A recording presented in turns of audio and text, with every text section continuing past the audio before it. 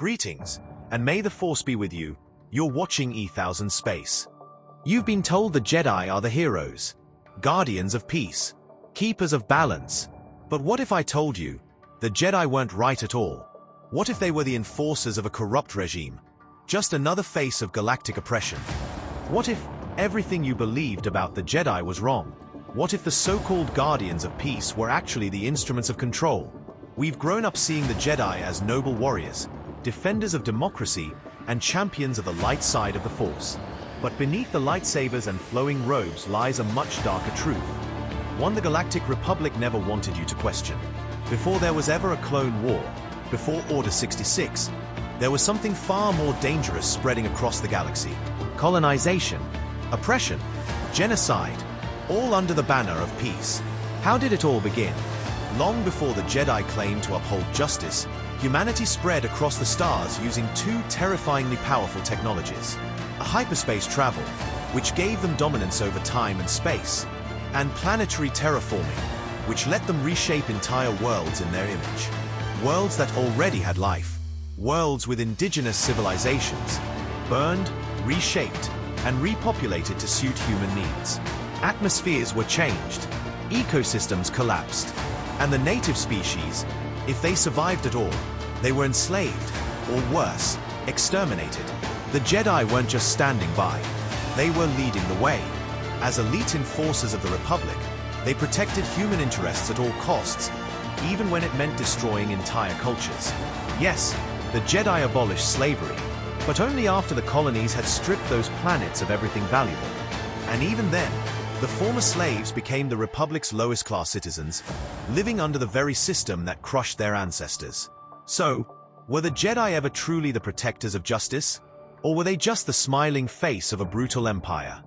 When a new life-bearing planet was discovered in the galaxy, the Republic followed a disturbingly consistent pattern, one that exposed its colonizing nature. Step 1. Survey the planet and identify its intelligent species. Step 2. Choose a race among them, typically the one most culturally or politically aligned with the Republic's ideals. Step 3. Arm them, fund them, elevate them to power. And then, these chosen races would begin to slaughter the others. Entire civilizations, erased in the name of peace, democracy, and progress. After the bloodshed, the remaining race would petition to join the Republic, democratically, and the Republic would grant them citizenship, as if nothing had happened. But that's not all. If the planet's native species were too primitive to negotiate with, or if the natural resources were too valuable to leave in local hands, then the planet was colonized directly by humans. No negotiations, no treaties, just occupation, slavery, and genocide. The planet would be terraformed using ancient and powerful technology, altering its atmosphere to suit human biology. This effectively exterminated entire native populations that couldn't survive the change, or forced them into slavery.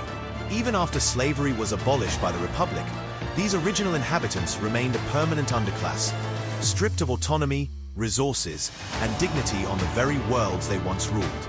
And who enabled all of this? The Jedi Order. They weren't passive observers. They were the armed enforcers of Republic expansion. Wherever the Republic pointed, the Jedi followed, blades lit and ready.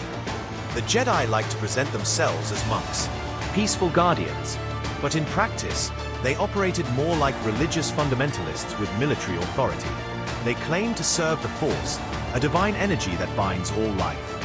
But the truth is, the Jedi didn't own the Force. The Force exists in everyone. It flows through all living beings, made possible by midichlorians, microscopic life forms that create a bridge between the physical world and the Force.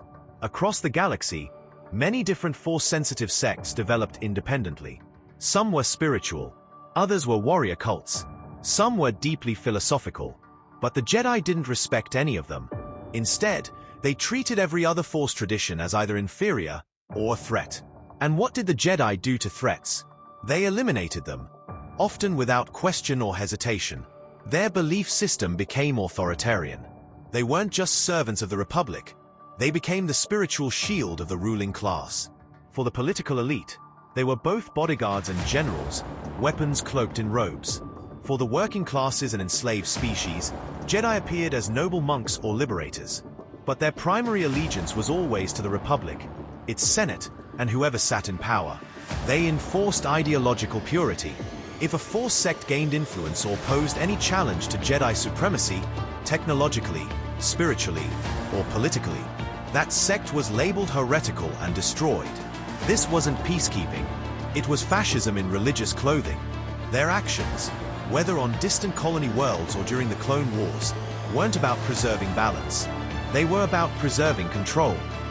If you still think the Jedi were protectors of balance, consider the story of the Night Sisters of Dathomir, a powerful and ancient Force-using sect that paid the ultimate price for simply existing. The Night Sisters were more than a spiritual order. They were warriors, mystics, and masters of Force magic, a unique and potent branch of the Force, older than the Jedi themselves. Their leader, Mother Talzin, wielded this dark mysticism with such power that even Jedi Masters, like Mace Windu, struggled to defeat her, despite his training, discipline, and lightsaber.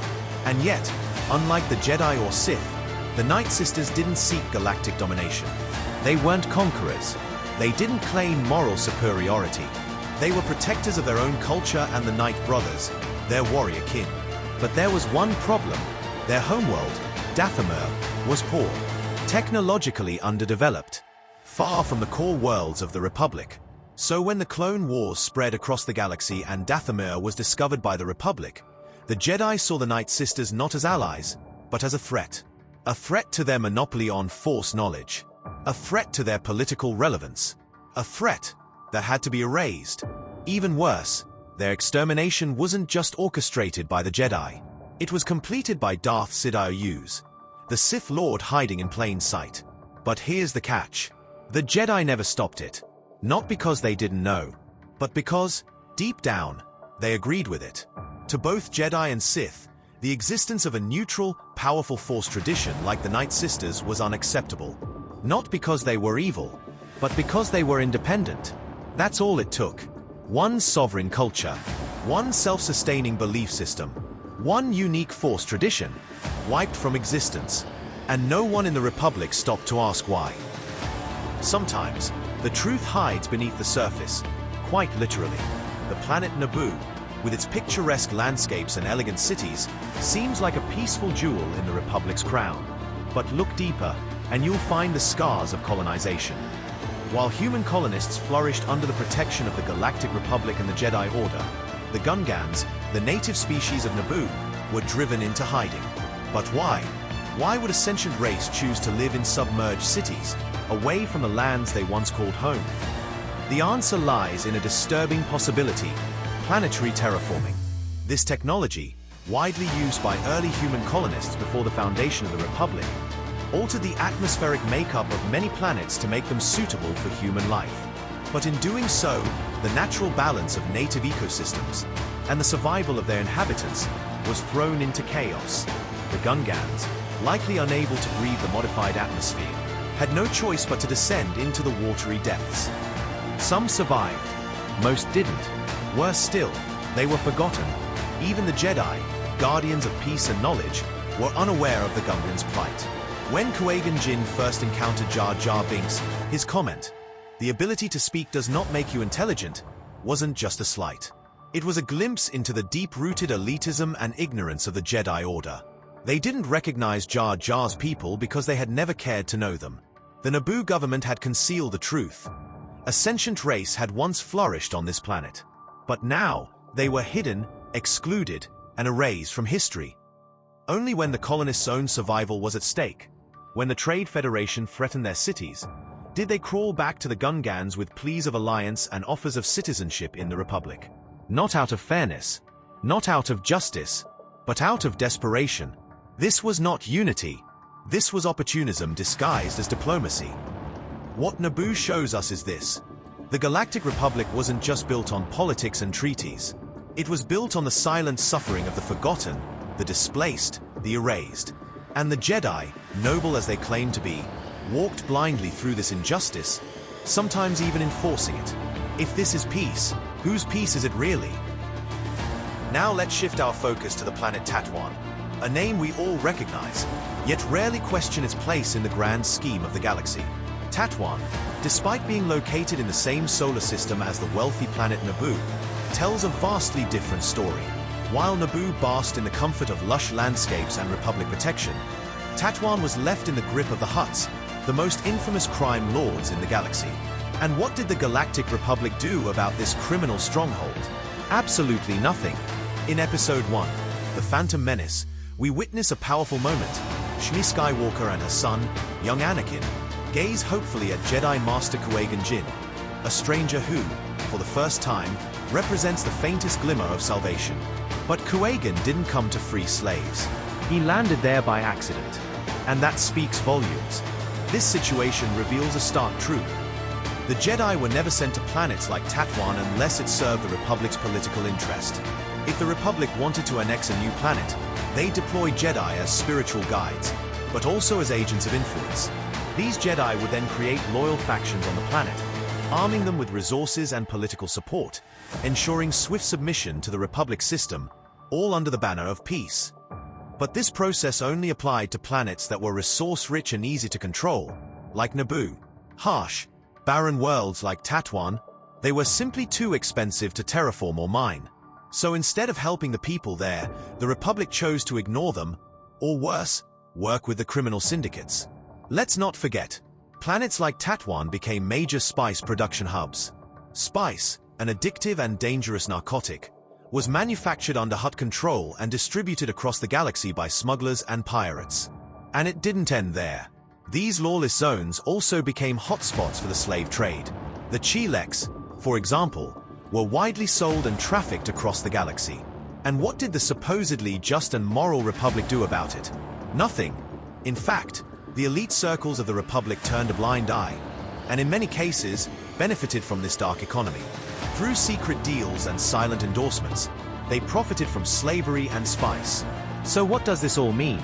It means the Galactic Republic, this so-called beacon of democracy, was deeply corrupt, selectively racist, and willfully blind.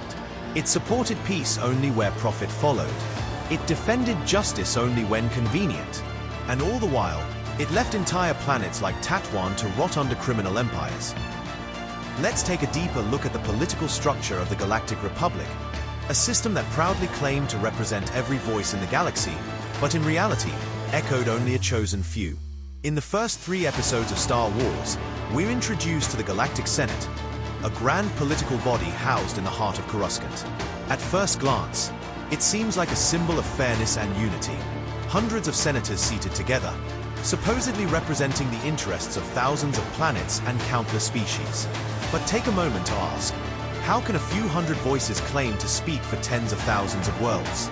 4 entire civilizations, each with unique cultures, struggles, and histories? The answer is simple: they can't. You see, true representation in the Galactic Senate was reserved almost exclusively for the Inner Rim, the wealthiest and most developed worlds. These planets, often colonized by humans, had direct senators advocating for their interests. They were given a seat at the table, a voice in every vote, and a chance to influence galactic law. But what about the Mid-Rim? What about the Outer Rim? These regions, home to vast numbers of intelligent species and planets, were largely excluded. Instead of direct representation, they were bundled together into massive federations. These federations would send a single senator to represent dozens, sometimes hundreds, of unique worlds. And that senator's vote? It carried the same weight as any senator from the wealthy Inner Rim. Now, let's talk about exceptions, because of course, the Republic made some when it benefited them. Take Naboo, for instance, a planet technically in the Outer Rim, yet somehow granted a direct Senate seat. Why? Because Naboo was a human colony with high economic value and political loyalty. In short, Naboo served the Republic's interests, so it got special treatment. But for most other worlds in the Outer and Mid-Rims, the reality was different. These planets, often rich in natural resources but poor in political influence, were essentially forced to join trade federations. To even be considered for Senate representation, they had to pay enormous entrance fees or demonstrate massive economic potential. It was less about peace and more about profit. And who led the largest and most powerful of these federations? You guessed it, the Trade Federation. From Episode 1, we begin to see the cracks in the system. These federations, tired of being used, tired of being taxed, and tired of being silenced, began to resist. Their trade routes were overregulated. Their voices were ignored. Their people were seen as pawns. So when they started to rebel, when they began to fight back, the Republic labeled them as aggressors, as traitors, as threats to democracy. But ask yourself, was it really democracy? Because from where they stood, out in the mid and outer rims, the Republic looked less like a union of equals and more like an empire hiding behind a Senate. Now, let's shift our focus to a moment in galactic history that many fans overlook, a turning point that rewrote the rules of governance across the stars. For all its claims of liberty and peace, the Galactic Republic had long neglected the very regions that needed structure and justice the most, the Outer Rim territories. For centuries, crime syndicates like the Hutts ruled these worlds with impunity. Smuggling, slavery, and lawlessness were daily realities. And what did the Republic do? Nothing. But then, something changed. With the fall of the Republic and the rise of the Galactic Empire under Emperor Palpatine, formerly Darth Sidious, something unprecedented happened. Order was finally established in the Outer Rim. Yes, the Republic was replaced by a dictatorship, and yes, it came through deception and manipulation. But for the first time, the lawless planets, especially those ruled by the Hutts, were brought under central control. Crime syndicates were weakened. Trade became regulated. Civil infrastructure began to take form. The image of a single, powerful emperor united a fractured galaxy in a way the Republic never could. For the political elite of the Inner Rim, Palpatine was a symbol of security and strength. And for the neglected populations of the Outer Rim, he became the unlikely embodiment of law and order. Let's be clear, this didn't happen because Palpatine was merciful or just. It happened because he was ruthlessly effective. He did what the Republic and the Jedi had failed to do for thousands of years. He silenced corruption, dismantled chaotic bureaucracy, and eliminated the Jedi Order, an institution that had become dogmatic, elitist, and blind to its own failings. And here's the uncomfortable truth. When Emperor Palpatine dissolved the Senate, he didn't destroy democracy, he revealed it for what it had become, a ceremonial illusion, where the interests of the wealthy mattered more than the needs of the people. Now let's address a popular debate. What if Darth Vader had ruled instead of Palpatine? Would the galaxy have fared better? The answer, frankly, is no. Darth Vader, for all his strength and fearsome presence, was not a strategist or a statesman. His life was marked by pain, trauma, and emotional conflict. He lacked the manipulative brilliance and political mastery of his master. While Vader was the blade of the Empire, Sidious was its architect. Without Sidious' vision, there would be no Empire, only chaos in a Sith mask. But here's the most important takeaway. Under the Empire, for all its brutality, the galaxy witnessed a renaissance of order and technological advancement. The centralization of power allowed massive projects like the Death Star, horrifying in intent, yes, but awe-inspiring in engineering, to be realized. The Empire built roads, organized military logistics, and restructured planetary trade networks. By contrast, the Republic left worlds divided, corrupt, and forgotten.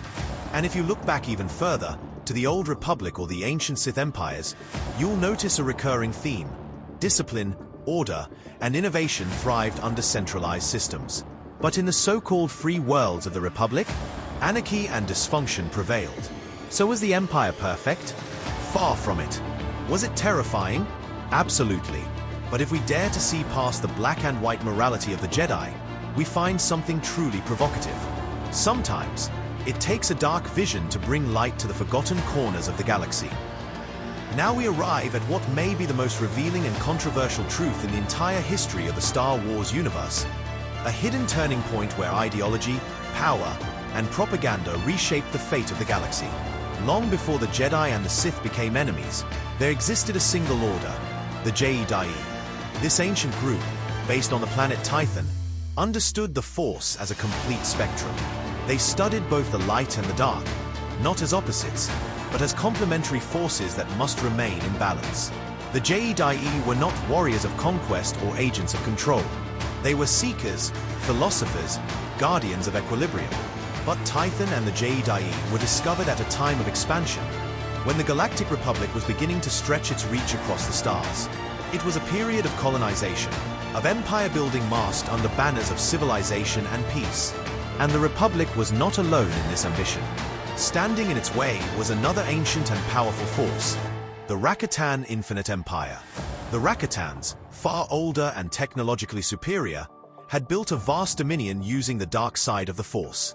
They created the first lightsabers, known as Force sabers, and had knowledge of advanced technologies and dark energy that even the Jedi of today could barely comprehend.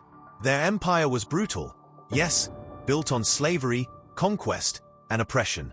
But it was also advanced, organized, and powerful. In desperation, the Galactic Republic approached the Jedi and asked them to become guardians of its cause, defenders of its colonies, warriors of its ideology. And the Jedi, perhaps believing they could bring balance, agreed. But this was a tragic miscalculation. Even with the Jedi's strength, the Republic could not withstand the might of the Rakatans. Defeat was imminent, until something mysterious occurred. The Rakatans were struck by a plague, not one that destroyed their bodies, but one that severed their connection to the Force, a virus that targeted midichlorians, the microscopic beings that form the link between life and the Force. Their empire crumbled almost overnight. The once mighty Rakatans were reduced to primitive tribes, their technology lost, their dominion shattered. The Galactic Republic, seizing the moment, expanded into the Rakatan territories and claimed victory. And then, history was rewritten. The Jedi Order, now formed from the remnants of the Jedi, preached that this fall was the will of the Force, divine judgment on a corrupted empire. A holy reckoning. But ask yourself, was it? What if it wasn't fate, but strategy? What if the Republic, after learning from the Jedi about midichlorians, engineered a virological weapon, one that could cripple the Rakatans by stripping them of their connection to the Force? If so, then this was not divine justice. It was genocide, carefully planned and executed. And here lies the uncomfortable truth. The Rakatan Empire was wrong for enslaving and conquering, but the Galactic Republic was no less wrong for colonizing, exploiting, and exterminating native populations, all while wearing the mask of justice. In other words, neither empire held the moral high ground. The Rakatans, for all their darkness, never hid their intentions. But the Republic, cloaked in diplomacy and the robes of the Jedi, committed its atrocities with the approval of the galactic community. It labeled conquest as peacekeeping and genocide as progress. This is the tragic irony. The protectors of balance, the Jedi, became tools of imbalance. The Jedi Order that followed became a shield not for justice, but for a republic that would go on to repeat the same sins it once condemned. In the end, the fall of the Rakatans was not simply a victory for light over dark. It was the beginning of a galaxy governed by illusion, where history was written by the victors and the truth buried beneath the rubble of forgotten worlds. After the sudden collapse of the Rakatan Empire, the Galactic Republic wasted no time consolidating its victory. But something else was happening behind the scenes. A transformation that would change the entire legacy of the Force in the galaxy. The Republic, now fearing the destructive potential of the dark side, which they had witnessed in the hands of the Rakatans, issued a critical demand. The ancient Jedi Order must abandon the dark side entirely. Their justification? The dark side breeds ambition, hunger for power, and chaos, traits they claimed had doomed the Rakatan race. But beneath this surface-level morality was something far more political and strategic. The Republic, now relying on Force wielders for its protection, wanted absolute control. If the Jedi retained their balance between light and dark, they might one day turn against their political masters, just as the Rakatans once had. So, the Jedi were forced to fragment. The Order was restructured, purified, and rebranded. From this change emerged the Jedi Order, guardians sworn to serve the Republic and walk the light alone. But not all Jedi accepted this exile of balance. Those who refused to abandon the dark side, those who believed the Force was not light or dark, but whole, were labeled heretics. The Republic and the Jedi branded them Dark Jedi, cast them out, and silenced their voices. Driven from the core worlds, these exiled Force users fled into the unexplored Outer Rim. There, on a remote and harsh world called Moraband, they encountered an ancient species, the Sith. Now, the Sith were not simply followers of darkness. They were a native race with deep spiritual knowledge of the dark side, developed through force-based alchemy and rituals. Though primitive in technology, they had long studied the mystical energies of their world. The Dark Jedi, instead of conquering them, shared their knowledge. They trained the Sith, learned from them in return, and ultimately merged their philosophies. From this union, the Sith Lords were born, a new order, powerful, complex, and, in many ways, closer to the original Jedi than the Jedi themselves. Because unlike the Jedi, who blindly severed themselves from half the Force, the Sith sought understanding of both aspects. Yes, they favored the dark side, but their roots were not in domination alone. They were trying to reclaim the lost knowledge that the Republic had forbidden, to restore the balance that the Jedi had betrayed. And so, in a twist of galactic irony, the true heirs to the Jedi legacy were not the Jedi, who bowed to political fear and religious dogma, but the Sith, the very ones whom the Republic demonized. They embraced passion, individuality, and balance, even if their path was often corrupted by pain and vengeance. Still, they remembered what the Jedi had forgotten. The Force is one. Light and dark are its breath. Without both, there is no balance. The Jedi had become tools. The Sith became seekers. Which one, then, truly carried the will of the Force? Let's talk about something that Star Wars rarely dares to address directly. Something buried beneath robes, lightsabers, and the illusion of peace. The Jedi were child abusers. Now, that might sound harsh at first, but let's strip away the myth and look at the reality. The Jedi Order only recruited children, usually no older than 5 years old. Why? Not because it was best for the children, but because children are malleable. Young enough not to question, young enough to be shaped into perfect believers, into perfect tools. Take Anakin Skywalker, for example. Even at just 9 years old, the Jedi High Council almost rejected him, not because he lacked talent, but because he was too old. Too old to be trusted with free thought. Too old to form emotional attachments. The very thing the Jedi feared most. The Jedi claimed their path was free of emotion, attachment, and fear. But the truth is, they were terrified of anyone who might think or feel differently. And where did they get these children? Mostly from the Outer Rim, the forgotten edge of the galaxy. Worlds scarred by poverty, slavery, and war. Families would give up their children, hoping for a better future, not realizing they were handing them over to an order that would erase their identities and cut all ties to their families. The Jedi weren't building heroes. They were building soldiers, devoted not to justice, but to the ideals of a decaying republic. But there were exceptions. Rare Jedi who did know the galaxy. Take Count Dooku. Born into one of the wealthiest families in the galaxy, he knew firsthand the rot at the heart of the Republic. He saw the corruption in the Senate, the backroom deals, the exploitation of the Outer Rim, and he saw how blindly the Jedi defended it all. Dooku's disillusionment didn't end with him. He passed it to his student, Qui-Gon Jinn, a rogue Jedi, a questioner, a man who listened more to the will of the Force than to the Jedi Code. Qui-Gon passed those doubts to his apprentice, Obi-Wan, and Obi-Wan, in turn, would train Anakin Skywalker, the Chosen One. Anakin's journey was different. His fall wasn't born from power hunger, it was born from loss.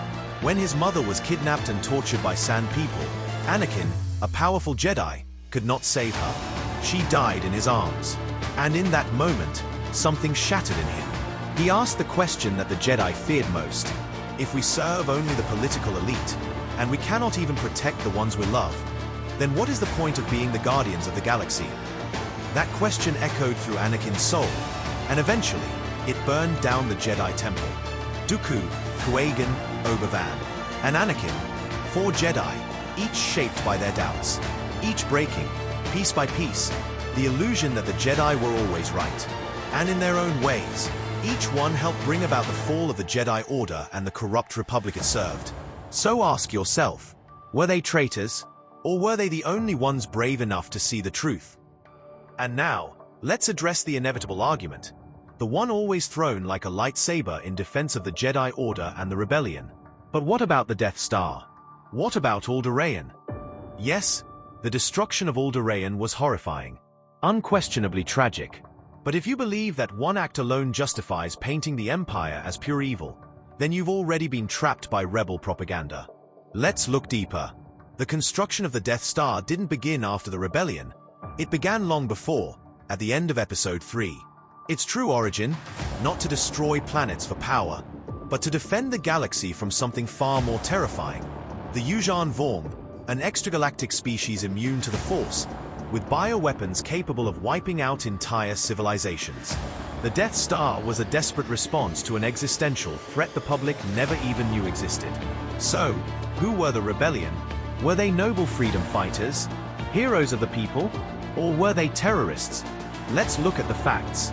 They engaged in smuggling, piracy, illegal arms trafficking, and forged alliances with crime lords like the Hutts. Many of them were religious fanatics, clinging to the old Jedi Order that had already failed the galaxy once before. Their leaders, wealthy oligarchic families like House Organa, weren't fighting for justice. They were fighting to regain the power they lost under the Empire. And when they struck, they didn't discriminate. The rebellion destroyed civilian infrastructure, sabotaged critical trade routes, and endangered the lives of billions. And yet they are hailed as liberators. Why? Because they won. Let me remind you, during the Clone Wars, an entire alliance of thousands of planets rose against the corrupt Galactic Republic. They were called separatists, and they were dismissed as villains. But that alliance was far more legitimate, far more organized, and far more representative than any rebellion during the Empire. So here's the hypocrisy. A rebellion of a few dozen extremist cells is praised as heroic, but a coalition of thousands of planets is condemned as unjust. Let's talk about the Death Star. Yes, millions died. But ask yourself, who were they? Not just soldiers, not just stormtroopers. The vast majority were engineers, scientists, technicians, and workers. People who maintained systems, fed the crew, designed navigation, repaired droids. They were not combatants. They were the infrastructure of the Empire. And yet the rebels celebrated their deaths. Did they apologize to the families of those workers? Did they show any remorse? No. And the injustice didn't end there. After the Empire fell, the New Republic didn't offer amnesty. It didn't offer rehabilitation. Instead, it persecuted infrastructure workers of the Empire, men and women who had worked in shipyards, research facilities, communications networks, and even schools and hospitals. These people were not villains. They were citizens of the only functioning government they had ever known.